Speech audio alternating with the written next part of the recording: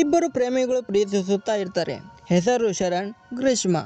ಹೀಗೆ ಸಮಯ ಕಳೀತಾ ಈ ಲವ್ ಸ್ಟೋರಿ ಒಂದು ಭಯಾನಕ ಮರ್ಡರ್ ಸ್ಟೋರಿಯಾಗಿ ಬದಲಾಗುತ್ತೆ. ಹೌದು, ಏನಿದು ಪ್ರಕರಣ? ಈ ಪ್ರೇಮಿಗಳ ಜೀವನದಲ್ಲಿ ಅಂಥದ್ದು ಏನಾಯಿತು? ಯಾರು ಯಾರನ್ನು ಕೊಲೆ ಮಾಡಿದ್ರು? ಕೊಲೆ ಮಾಡಿದ್ದು ಯಾಕೆ? ಫ್ರೆಂಡ್ಸ್, ಈ ಮರ್ಡರ್ ಸ್ಟೋರಿ ಯಾವ ಸಿನಿಮಾ ಸ್ಟೋರಿಗಿಂತನೂ ಕಮ್ಮಿ ಇಲ್ಲ. Hello crazy peoples, welcome back.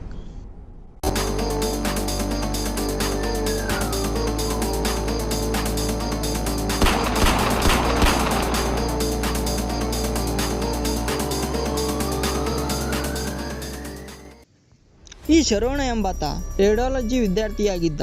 ತಮಿಳುನಾಡಿನ ಕನ್ಯಾಕುಮಾರಿ ಎಂಬ ಖಾಸಗಿ ಕಾಲೇಜಿನಲ್ಲಿ ಓದ್ತಾ ಇರ್ತಾನೆ. ಗ್ರೀಷ್ಮಾ ಅನ್ನೋ ಹೆಣ್ಣು ಮಗಳು ಅವನು ಹೋಗ್ತಾ ಇದ್ದ ಬಸ್ನಲ್ಲಿ ಕಾಲೇಜ್ಗೆ ಹೋಗ್ತಾ ಇರ್ತಾಳೆ. ಹೀಗಾಗಿ ಮೊದಲ ಬಾರಿಗೆ ಗ್ರೀಷ್ಮಾಳನ್ನು ನೋಡಿದ ಶರವಣ ಅವಳ ಮೇಲೆ ಪ್ರೀತಿ ಹುಟ್ಟುತ್ತೆ. ಇದನ್ನು ಶರವಣ ಅವಳ ಹತ್ರ ಹೇಳಿದಾಗ ಗ್ರೀಷ್ಮಾಳು ಕೂಡ ಶರವಣನ ಪ್ರೀತಿಯನ್ನು ಒಪ್ಪಿಕೊಳ್ತಾಳೆ. ಹಾಗೆ ಇವರಿಬ್ಬರು ಯಾವುದೇ ಭಯ ಇಲ್ಲದೆ ಪ್ರೀತಿಯನ್ನು ಮಾಡ್ತಾ ಇರ್ತಾರೆ. ಹಾಗೆ ಇವರಿಬ್ಬರು ಕೂಡ ಲಾಂಗ್ ಡ್ರೈವ್ ಅಂತ ಹೋಗ್ತಾ ಇರ್ತಾರೆ. ಹಾಗೆ ದೈಹಿಕವಾಗಿ ಕೂಡ ಇವರಿಬ್ಬರು ಒಂದು ಆಗಿರ್ತಾರೆ. ಆಲ್ಮೋಸ್ಟ್ ಎಲ್ಲ ಸುಖವನ್ನು ಕೂಡ ಇವರಿಬ್ಬರು ಅನುಭವಿಸಿರ್ತಾರೆ. ಹೀಗೆ ಕೆಲವು ವರ್ಷದವರೆಗೂ ಇವರಿಬ್ಬರು ಪ್ರೀತಿ ಮಾಡ್ತಾನೆ ಇರ್ತಾರೆ.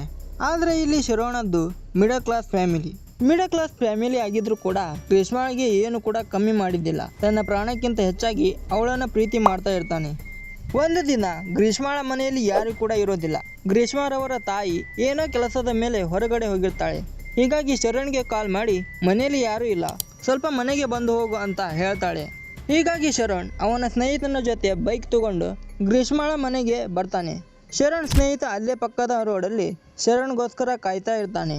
ಈ ಕಡೆ ಗ್ರೀಷ್ಮಾ ಶರಣ್ಗೆ ಆಯುರ್ವೇದದಿಂದ ಮಾಡಿದ ಕಷಾಯವನ್ನು ಮಾಡಿ, ಶರಣ್, ಈ ಕಷಾಯ ಆರೋಗ್ಯಕ್ಕೆ ತುಂಬ ಒಳ್ಳೆಯದು, ಆದರೆ ಸ್ವಲ್ಪ ಕಹಿಯಾಗಿರುತ್ತೆ, ಈ ಕಷಾಯವನ್ನು ಕುಡಿ ಎಂದು ಅವನಿಗೆ ಕೊಡ್ತಾಳೆ. ಶರಣ ತಕ್ಷಣ ಆ ಕಷಾಯವನ್ನು ಕುಡಿತಾನೆ. ಹೀಗೆ 10 ನಿಮಿಷ ಕಳೆದ ಮೇಲೆ ಶರಣ ಹೊಟ್ಟೆಯಲ್ಲಿ ಏನೋ ಒಂಥರ ಆಗ್ತಾ ಇರುತ್ತೆ. ತಕ್ಷಣ ಬಾತ್ರೂಮಿಗೆ ಹೋಗಿ ವಾಮಿಟ್ ಮಾಡಲು ಶುರು ಮಾಡ್ತಾನೆ. ನಂತರ ಗ್ರೀಷ್ಮಾಳ ಮನೆ ಬಾಗಿಲಲ್ಲಿ ಕೂಡ ವಾಮಿಟ್ ಮಾಡಲು ಶುರು ಮಾಡ್ತಾನೆ.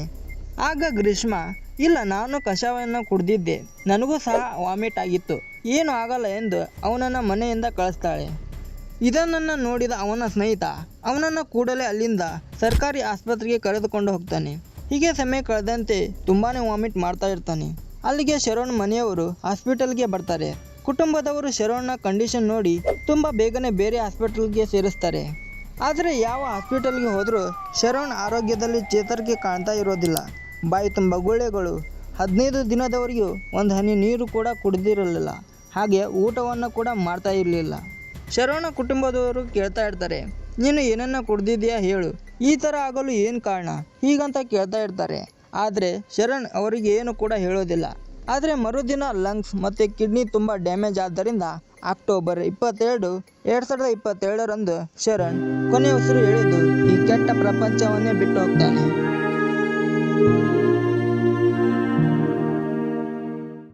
ಕೇವಲ 15 ದಿನದ ಹಿಂದೆ ನಗುನಗುತ್ತಾ ಇದ್ದ ಶರವಣ ಈಗ ಅವನಿಲ್ಲ ಅನ್ನೋ ವಿಷಯ ಶರವಣ ಕುಟುಂಬದವರಿಗೆ ತಡೆದುಕೊಳ್ಳೋಕೆ ಆಗಲ್ಲ.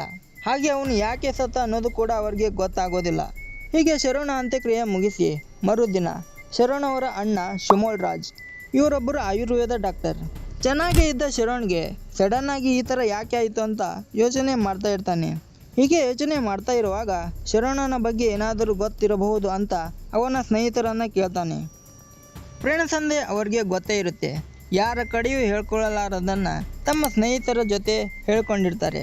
ಹೀಗಾಗಿ ಅವನ ಜೊತೆಗೆ ಯಾವಾಗಲೂ ಇರ್ತಾ ಇದ್ದ ರಿಜಿನಿ ಎಂಬಾತ ಶಿಮೋಲ್ಗೆ ಹೇಳ್ತಾನೆ. ಈ ರಿಜಿನಿ ಅವತ್ತು ಆದ ಘಟನೆ ಬಗ್ಗೆ ಶರವಣನ ಅಣ್ಣ ಶಿಮೋಲ್ ರಾಜ್ಗೆ ಹೇಳ್ತಾನೆ.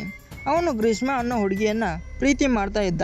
ಅವತ್ತು ಅವಳು ಫೋನ್ ಮಾಡಿ ಅವಳನ್ನು ಮನೆಗೆ ಬರೋದಕ್ಕೆ ಹೇಳಿದ್ಲು. ಅದಕ್ಕೆ ಅವನನ್ನು ನಾನೇ ಡ್ರಾಪ್ ಮಾಡಿ ಅವಳ ಮನೆ ಮುಂದೆ ಕಾಯ್ತಾ ಇದ್ದೆ.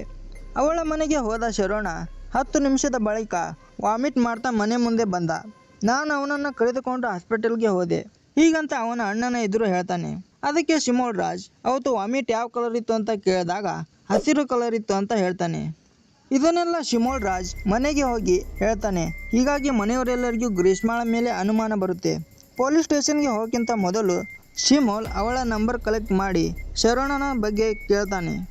ಅದಕ್ಕೆ ಗ್ರೀಷ್ಮಾ, ನಮ್ಮ ಮನೆಗೆ ಒಬ್ಬರು ಡಾಕ್ಟರ್ ಬಂದಿದ್ದರು, ಅವರೇ ಆ ಕಷಾಯವನ್ನು ಮಾಡಿ ಕುಡೀರಿ, ಇದು ಆರೋಗ್ಯಕ್ಕೆ ತುಂಬ ಒಳ್ಳೆಯದು ಅಂತ ಹೇಳಿ ಅದನ್ನು ನನಗೆ ಕೊಟ್ಟಿದ್ದರು, ಹೀಗಂತ ಹೇಳ್ತಾಳೆ.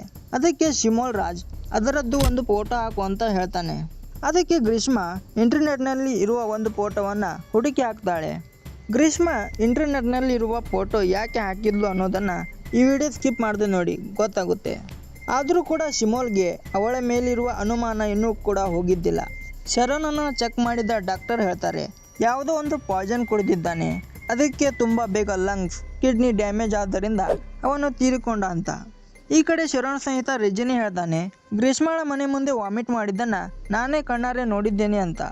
ಈ ಎರಡು ಮಂದಿ ಹೇಳಿದ ಮಾತನ್ನು ಕೇಳಿ ಶಿಮೋಲ ತುಂಬಾ ಯೋಚನೆ ಮಾಡ್ತಾನೆ. ಏನಾದರೂ ಆಗಲಿ ಒಂದು ಸಲ ಕಂಪ್ಲೇಂಟ್ ಮಾಡೋಣ ಅಂತ ಅಂದ್ಕೊಂಡು ಪೊಲೀಸ್ ಸ್ಟೇಷನ್ಗೆ ಹೋಗಿ ಗ್ರೀಷ್ಮಳ ವಿರುದ್ಧ ಕಂಪ್ಲೇಂಟ್ ಮಾಡ್ತಾರೆ. ಮರುದಿನ ಪೊಲೀಸರು ವಿಚಾರಣೆಗೆ ಗ್ರೀಷ್ಮಳನ್ನು ಕರೀತಾರೆ. ಸ್ಟೇಷನ್ಗೆ ಹೋದ ಗ್ರೀಷ್ಮ ವಿಚಾರಣೆ ವೇಳೆ ಒಂದು ಸುಳ್ಳು ಕಥೆಯನ್ನು ಕಟ್ಟುತ್ತಾಳೆ. ಇಲ್ಲ, ನಾವಿಬ್ಬರು ಪ್ರೀತಿ ಮಾಡ್ತಾ ಇದ್ದಿದ್ದು ನಿಜ, ಆದರೆ ನಾನು ಅವನನ್ನು ಕೊಲೆ ಮಾಡಿಲ್ಲ. ನಾನು ಮನೆಯವರ ಒತ್ತಾಯಕ್ಕೆ ಮನೆಯವರು ತೋರಿಸಿದ ಹುಡುಗನ ಜೊತೆ ಶಿಮೋಲ್ಗೆ ಗೊತ್ತಾಗದೆ ಎಂಗೇಜ್ಮೆಂಟ್ ಆಗಿದ್ದೆ. ಎಂಗೇಜ್ಮೆಂಟ್ ಆದ ಫೋಟೋವನ್ನು ಮನೆಯಲ್ಲಿ ಹಾಕಿದ್ರು. ಈ ವಿಷಯವನ್ನು ತಿಳಿದು ನಮ್ಮ ಮನೆಗೆ ಬಂದಾಗ ಆ ಫೋಟೋವನ್ನು ನೋಡಿ ಅಳ್ತಾ ಬಾತ್ರೂಮಿಗೆ ಹೋಗಿ ಏನೋ ಕುಡಿದು ಬಂದ. ನಾನು ಏನೇ ಹೇಳಿದ್ರು ಅದನ್ನು ಕೇಳ್ತಾ ಇರಲಿಲ್ಲ. ತಕ್ಷಣ ವಾಮಿಟ್ ಮಾಡೋಕ್ಕೆ ಶುರು ಮಾಡಿದ. ಹಾಗೆ ನಮ್ಮ ಮನೆಯಿಂದ ಹೊರಗಡೆ ಹೋದ. ಇದಷ್ಟೇ ಸರ್ ನಡೆದಿದ್ದು. ಈ ಥರ ಕತೆ ಕಟ್ಟಿ ಪೊಲೀಸರಿಗೆ ಹೇಳ್ತಾಳೆ. ಹೀಗೆ ವಿಚಾರಣೆ ನಡೆಸಿ ಪೊಲೀಸರು ಅವಳನ್ನು ಅಲ್ಲಿಂದ ಕಳಿಸ್ತಾರೆ. ನಂತರ ಅವತ್ತು ಅವನ ಜೊತೆ ಇದ್ದ ಶರಣ್ ಸ್ನೇಹಿತ ರಜನಿ ಅವನನ್ನು ಸ್ಟೇಷನ್ಗೆ ಕರೆದು ಕೇಳ್ತಾರೆ. ಆಗ ರಜನಿ ಅವತ್ತು ಆದ ಘಟನೆ ಬಗ್ಗೆ ಇನ್ನೊಮ್ಮೆ ಅವರಿಗೆ ಹೇಳ್ತಾನೆ. ಅವತ್ತು ಗ್ರೀಷ್ಮ ಕಾಲ್ ಮಾಡಿ ಮನೆಗೆ ಬರೋಕ್ಕೆ ಹೇಳಿದ್ಲು. ನಾನು ಮತ್ತು ಶರಣ್ ಬೈಕ್ನಲ್ಲಿ ಹೋದ್ವಿ. ನಾನು ಅವನನ್ನು ಗ್ರೀಷ್ಮಳ ಮನೆ ಹತ್ರ ಬಿಟ್ಟು ಸ್ವಲ್ಪ ದೂರದಲ್ಲೇ ನಿಂತಿದ್ದೆ. ಒಂದು 10 ನಿಮಿಷ ಆದ ಮೇಲೆ ಹೊರಗಡೆ ಬಂದು ವಾಮಿಟ್ ಮಾಡ್ತಾ ಇದ್ದ. ನಾನು ಅವನನ್ನು ಕರೆದುಕೊಂಡು ಆಸ್ಪತ್ರೆಗೆ ಹೋದೆ. ಹೀಗಂತ ಶರಣ ಸ್ನೇಹಿತ ರಜನಿ ಪೊಲೀಸರಿಗೆ ಹೇಳ್ತಾನೆ. ಮತ್ತೆ ಪೊಲೀಸರು ಅವನು ಗ್ರೀಷ್ಮಳ ಮನೆಗೆ ಹೋಗುವಾಗ ಕೋಪದಲ್ಲಿ ಇದ್ನ ಅಂತ ಕೇಳ್ತಾರೆ. ಅದಕ್ಕೆ ರಜನಿ, ಇಲ್ಲ ಸರ್, ಖುಷಿಯಿಂದಲೇ ಹೋದ. ಮತ್ತೆ ಪೊಲೀಸರು ಅಲ್ಲಿಗೆ ಹೋಗುವಾಗ ಅವನ ಜೇಬಲ್ಲಿ ಏನಾದರೂ ಅಂದರೆ ಪಾಯ್ಸನ್ ಆ ಥರ ಏನಾದರೂ ಇತ್ತ ಅಂತ ಕೇಳ್ತಾರೆ. ಅದಕ್ಕೆ ರಜನಿ, ಇಲ್ಲ ಸರ್, ಆ ಥರ ಏನು ಅವನ ಹತ್ರ ಇರಲಿಲ್ಲ, ನಾರ್ಮಲ್ ಆಗೇ ಇದ್ದ ಹೀಗಂತ ಹೇಳ್ತಾನೆ. ಹೀಗಾಗಿ ಪೊಲೀಸರಿಗೆ ಸ್ವಲ್ಪ ಅನುಮಾನ ಬಂದು ಗ್ರೀಷ್ಮಳ ಕಾಲ್ ಡೀಟೇಲ್ಸ್ ಮತ್ತು ಅವರಿಬ್ಬರು ವಾಟ್ಸಪ್ ಚಾಟ್, ಸರ್ಚ್ ಹಿಸ್ಟ್ರಿ ಎಲ್ಲವನ್ನು ಚೆಕ್ ಮಾಡ್ತಾರೆ. ಮತ್ತೆ ವಿಚಾರಣೆಗೆ ಕರೀತಾರೆ. ಆದರೆ ಗ್ರೀಷ್ಮ ಮತ್ತೆ ಇನ್ನೊಂದು ಕಥೆಯನ್ನು ಕಟ್ಟುತ್ತಾ ಇದ್ಲು. ಆಗ ಪೊಲೀಸರು ಅವಳು ಮಾಡಿದ ಮೆಸೇಜ್, ಸರ್ಚ್ ಹಿಸ್ಟ್ರಿ, ಕಾಲ್ಸ್ ಅವಳ ಮುಂದೆ ಇಟ್ಟಾಗ ಅವಳು ಶಾಕ್ ಆಗಿ ಬಿಡ್ತಾಳೆ. ನಾನು ಇವನ್ನೆಲ್ಲ ಡಿಲೀಟ್ ಮಾಡಿದ್ದೆ ಅಲ್ಲ ಅಂತ ಯೋಚನೆ ಮಾಡ್ತಾ ಇರ್ತಾಳೆ. ಆದರೆ ನಾವು ಫೋನಲ್ಲಿ ಡಿಲೀಟ್ ಮಾಡಿದರೂ ಸಹ ಅದನ್ನು ರಿಕವರಿ ಮಾಡಿಸೋಕ್ಕೆ ಪೊಲೀಸರಿಗೆ ಬರುತ್ತೆ. ಫಾರ್ ಎಕ್ಸಾಂಪಲ್, ನಮ್ಮ ಕರ್ನಾಟಕದಲ್ಲಿ ಆದ ರೇಣುಕಾಸ್ವಾಮಿ ಮರ್ಡರ್ ಕೇಸ್, ಅದರಲ್ಲಿ ದರ್ಶನ್ ಅವರ ಸ್ನೇಹಿತೆ ಪವಿತ್ರ ಗೌಡಳಿಗೆ ರೇಣುಕಾಸ್ವಾಮಿ ಎಂಬಾತ ಅಶ್ಲೀಲವಾಗಿ ಮೆಸೇಜ್ ಕಳಿಸಿದ್ದ. ಆದರೆ ಆ ಮೆಸೇಜ್ಗಳೆಲ್ಲ ಡಿಲೀಟ್ ಆಗಿದ್ವು. ಆದರೆ ಪೊಲೀಸರ ತನಿಖೆ ವೇಳೆ ಆ ಮೆಸೇಜ್ನೆಲ್ಲ ಪೊಲೀಸರು ರಿಕವರಿ ಮಾಡಿಸಿದ್ರು. ಈ ಕೇಸ್ನಲ್ಲೂ ಅದೇ ರೀತಿ ಆಯಿತು. ಗ್ರೀಷ್ಮ ಶರಣ್ ಜೊತೆ ಮಾಡಿದ್ದ ಮೆಸೇಜ್ನೆಲ್ಲ ಡಿಲೀಟ್ ಮಾಡಿದ್ಲು. ಆದರೆ ಆ ಮೆಸೇಜ್ನೆಲ್ಲ ಪೊಲೀಸರು ರಿಕವರಿ ಮಾಡಿ ಶರಣ್ ಜೊತೆ ಮಾಡಿದ ಮೆಸೇಜ್ನೆಲ್ಲ ಚೆಕ್ ಮಾಡಿದರು. ಹಾಗೆ ಶರಣ್ ಫೋನನ್ನು ಕೂಡ ಚೆಕ್ ಮಾಡಿದ್ರು. ಇದರಿಂದ ಈ ಗ್ರೀಷ್ಮಾಳೆ ಹತ್ಯೆ ಮಾಡಿರೋದು ಅನ್ನೋದು ಪೊಲೀಸರಿಗೆ ಗೊತ್ತಾಗುತ್ತೆ. ಮತ್ತೆ ಪೊಲೀಸರು ಗ್ರೀಷ್ಮಾಳನ್ನು ಕರೆಸಿಕೊಂಡು ಪೊಲೀಸರು ಅವರ ರೀತಿಯಲ್ಲಿ ವಿಚಾರಣೆ ನಡೆಸಿದಾಗ ಆಗ ನಿಜಾಂಶ ಗೊತ್ತಾಗುತ್ತೆ. ಅದೇನೆಂದರೆ ಗ್ರೀಷ್ಮ ಶರಣನ್ನು ನಿಜವಾಗಿಯೂ ಪ್ರೀತಿ ಮಾಡ್ತಾ ಇರಲಿಲ್ಲ. ಟೈಮ್ ಪಾಸ್ ರೀತಿಯಲ್ಲಿ ಪ್ರೀತಿ ಮಾಡ್ತಾ ಇರ್ತಾಳೆ. ಆದರೆ ಶರಣ ತನ್ನ ಪ್ರಾಣಕ್ಕಿಂತ ಹೆಚ್ಚಾಗಿ ಅವಳನ್ನು ಪ್ರೀತಿ ಮಾಡ್ತಾ ಇರ್ತಾನೆ. ಹಾಗೆ ಅವನಿಂದ ಎಲ್ಲ ಸುಖವನ್ನು ಕೂಡ ಅನುಭವಿಸಿರ್ತಾಳೆ. ಒಂದು ದಿನ ಗ್ರೀಷ್ಮಳ ತಾಯಿ ಒಬ್ಬ ಆರ್ಮಿ ಹುಡುಗನ ಜೊತೆ ಗ್ರೀಷ್ಮಳ ಮದುವೆ ಮಾಡಬೇಕು ಅಂತ ಅಂದ್ಕೊಂಡಿರ್ತಾಳೆ. ಇದರ ಬಗ್ಗೆ ಗ್ರೀಷ್ಮಳನ್ನು ಕೇಳಿದಾಗ ಗ್ರೀಷ್ಮ ಆ ಸಂಬಂಧಕ್ಕೆ ಒಪ್ಪಿಗೆ ಕೊಡ್ತಾಳೆ. ಒಳ್ಳೆ ದುಡ್ಡಿರುವ ಹುಡುಗ, ಅವನನ್ನು ಮದುವೆಯಾದರೆ ನನ್ನ ಲೈಫ್ ಸೆಟ್ಲ್ ಆಗುತ್ತೆ ಹೀಗಂತ ಯೋಚನೆ ಮಾಡ್ತಾಳೆ. ಹೀಗಾಗಿ ಆ ಆರ್ಮಿ ಹುಡುಗನ ಜೊತೆ ಮದುವೆ ಆಗೋಕ್ಕೆ ಒಪ್ಪಿಗೆ ನೀಡ್ತಾಳೆ. ಅದರಂತೆ ಮಾರ್ಚ್ 4, 2022ರಂದು ಆ ಆರ್ಮಿ ಹುಡುಗನ ಜೊತೆ ಎಂಗೇಜ್ಮೆಂಟ್ ಮಾಡಿಕೊಂಡು ಹಾಗೆ 1 ವರ್ಷದ ನಂತರ ಮದುವೆ ಡೇಟ್ ಕೂಡ ಫಿಕ್ಸ್ ಆಗುತ್ತೆ. ಆದರೆ ಈ ವಿಚಾರ ಶರಣ್ಗೆ ಗೊತ್ತಿರೋಲ್ಲ. ಆದರೆ ಗ್ರೀಷ್ಮ ಮದುವೆ ಡೇಟ್ ಇನ್ನೂ ದೂರ ಇದೆ, ಅಲ್ಲಿ ತನಕ ಶರಣ್ಗೆ ಸ್ವಲ್ಪವಾಗಿ ಅರ್ಥ ಮಾಡಿಸಿದ್ರೆ ಆಯಿತು ಅಂತ ಅನ್ಕೊಂಡಿರ್ತಾಳೆ. ಯಾಕಂದರೆ ಶರಣ್ ಫೋನಲ್ಲಿ ಅವರಿಬ್ಬರ ಪ್ರೈವೇಟ್ ಫೋಟೋಸ್ಗಳು ಇದ್ವು. ನಾನು ಈಗ ಸಡನ್ ಆಗಿ ಹೇಳಿದರೆ ಏನು ಮಾಡ್ತಾನೋ ಗೊತ್ತಿಲ್ಲ. ಹೀಗಾಗಿ ಸ್ವಲ್ಪ ದಿನಗಳ ಕಾಲ ಅವನ ಜೊತೆ ಪ್ರೀತಿ ಮಾಡುವ ನಾಟಕ ಮಾಡ್ತಾ ಇರ್ತಾಳೆ. ಹಾಗೆ ಸ್ವಲ್ಪ ದಿನಗಳು ಕಳೆದವು. ಗ್ರೀಷ್ಮಳ ಮದುವೆ ಡೇಟ್ ಕೂಡ ಹತ್ರ ಬರ್ತಾ ಇರುತ್ತೆ. ಹೀಗಾಗಿ ಗ್ರೀಷ್ಮಳಿಗೆ ಟೆನ್ಷನ್ ಆಗ್ತಾ ಇರುತ್ತೆ. ಹೀಗಾಗಿ ಶರಣನ್ನು ಕೊಲೆ ಮಾಡಲು ನಿರ್ಧಾರ ಮಾಡ್ತಾಳೆ. ಮೊದಲೇ ನನಗೆ ಯಾವುದೋ ಒಂದು ದೋಷ ಇದೆ, ನಾನು ಮದುವೆ ಆದರೆ ಅವನು ಸಾಯುತ್ತಾನೆಂದು ಸ್ವಾಮೀಜಿಗಳು ಹೇಳಿದ್ದಾರೆ. ಹೀಗಾಗಿ ನಾವಿಬ್ಬರು ಮದುವೆ ಆಗೋಕ್ಕೆ ಆಗಲ್ಲ, ಸೊ ನಾವಿಬ್ಬರು ಬ್ರೇಕಪ್ ಮಾಡಿಕೊಳ್ಳೋಣ ಹೀಗಂತ ಶರಣ್ ಇದ್ದರು ಹೇಳ್ತಾಳೆ. ಆದರೆ ಶರಣ್, ಯಾರು ಆ ಸ್ವಾಮೀಜಿ? ದೋಷದ ಬಗ್ಗೆ ನನಗೆ ನಂಬಿಕೆ ಇಲ್ಲ. ಅವರು ಹಣಕ್ಕಾಗಿ ಆ ರೀತಿ ಹೇಳ್ತಾರೆ. ನೀನು ಅದನ್ನೆಲ್ಲ ನಂಬಿಬೇಡ. ಆದರೆ ಅವರು ಹೇಳಿದ ಮಾತು ನಿಜ ಅಂತ ನಿನಗೆ ಅನಿಸಿದರೆ ಬಾ, ನಾವು ಇವತ್ತೇ ಈಗಲೇ ಮದುವೆ ಮಾಡಿಕೊಳ್ಳೋಣ. ಹೀಗಂತ ಹೇಳಿ ಶರವಣ ಅವಳನ್ನ ಚರ್ಚ್ಗೆ ಕರೆದುಕೊಂಡು ಹೋಗಿ ಮದುವೆ ಆಗ್ತಾನೆ. ಹಾಗೆ ಅವರಿಬ್ಬರು ದೈಹಿಕವಾಗಿ ಕೂಡ ಸೇರಿಕೊಳ್ತಾರೆ. ಸ್ವಲ್ಪ ದಿನಗಳ ನಂತರ ಇವನು ನನ್ನಂತರೂ ಬಿಡಲ್ಲ, ನಾನೇ ಅವನಿಗೆ ಏನಾದರೂ ಮಾಡಬೇಕು ಅಂತ ಒಂದು ಪ್ಲ್ಯಾನನ್ನು ಮಾಡ್ತಾಳೆ. ಆ ಪ್ಲ್ಯಾನೇ ಮ್ಯಾಂಗೋ ಜ್ಯೂಸ್ ಚಾಲೆಂಜ್. ಕೇರಳದ ಓಲ್ಡ್ ಮಾರ್ತಾಂಡ ಬ್ರಿಡ್ಜ್ ಬಳಿ ಇವರಿಬ್ಬರು ಮ್ಯಾಂಗೋ ಜ್ಯೂಸ್ ಚಾಲೆಂಜ್ ಮಾಡ್ತಾ ಇದ್ರು. ಗ್ರೀಷ್ಮ ಈ ಬ್ರಿಡ್ಜ್ ಬಳಿ ಬಂದು ಮ್ಯಾಂಗೋ ಜ್ಯೂಸ್ ಚಾಲೆಂಜ್ ಆಡೋದಕ್ಕೆ ಶರವಣನನ್ನು ಕರೆದುಕೊಂಡು ಬರ್ತಾಳೆ. ಆದರೆ ಶರವಣಿಗೆ ಫೋಟೋಸ್ಗಳನ್ನು ವಿಡಿಯೋಸ್ಗಳನ್ನು ಮಾಡುವ ಅಭ್ಯಾಸ ಇರುತ್ತೆ. ಹೀಗೆ ವಿಡಿಯೋ ಮಾಡ್ತಾ, ಗ್ರೀಷ್ಮ ನೀನು ಏನು ಮಾಡ್ತಾ ಇದೀಯಾ? ಈ ಮ್ಯಾಂಗೋ ಜ್ಯೂಸ್ ಯಾಕೆ ತಂದಿದೀಯಾ? ಅದಕ್ಕೆ ಗ್ರೀಷ್ಮ, ಈಗ ನಾವಿಬ್ಬರು ಒಂದು ಜ್ಯೂಸ್ ಚಾಲೆಂಜ್ ಆಡೋಣ. ಈಗ ಮೊದಲು ವಿಡಿಯೋ ಮಾಡೋದನ್ನು ಬಂದ್ ಮಾಡು. ಯಾಕೆ ಅಂತ ಶರಣ್ ಕೇಳಿದಾಗ, ನಾನು ಹೇಳಿದಷ್ಟು ಮಾಡು ಅಂತ ಫೋರ್ಸ್ಫುಲಿ ವಿಡಿಯೋ ಮಾಡೋದನ್ನು ಬಂದ್ ಮಾಡಿಸ್ತಾಳೆ. ಆ ಮ್ಯಾಂಗೋ ಜ್ಯೂಸ್ನಲ್ಲಿ ಒಂದು ಬಾಟಲ್ನಲ್ಲಿ 59 ಪ್ಯಾರಾಸೆಟಮಾಲ್ ಮಾತ್ರೆಯನ್ನು ಮ್ಯಾಂಗೋ ಜ್ಯೂಸ್ಗೆ ಹಾಕಿ ಮಿಕ್ಸ್ ಮಾಡಿ ಕೊಡ್ತಾಳೆ. ಆದರೆ ಮ್ಯಾಂಗೋ ಜ್ಯೂಸ್ ಬಾಟಲಿಗೆ 59 ಮಾತ್ರೆಗಳನ್ನು ಹಾಕಿದ ಕಾರಣ ಆ ಜ್ಯೂಸ್ ತುಂಬಾನೇ ಕಹಿ ಆಗಿರುತ್ತೆ. ಹೀಗಾಗಿ ಶರವಣ ಮ್ಯಾಂಗೋ ಜ್ಯೂಸ್ ಕುಡಿದ ತಕ್ಷಣ ಕಹಿ ಇದ್ದ ಕಾರಣ ಆ ಜ್ಯೂಸ್ ಅನ್ನ ಉಗುಳಿ ಬಿಡ್ತಾನೆ.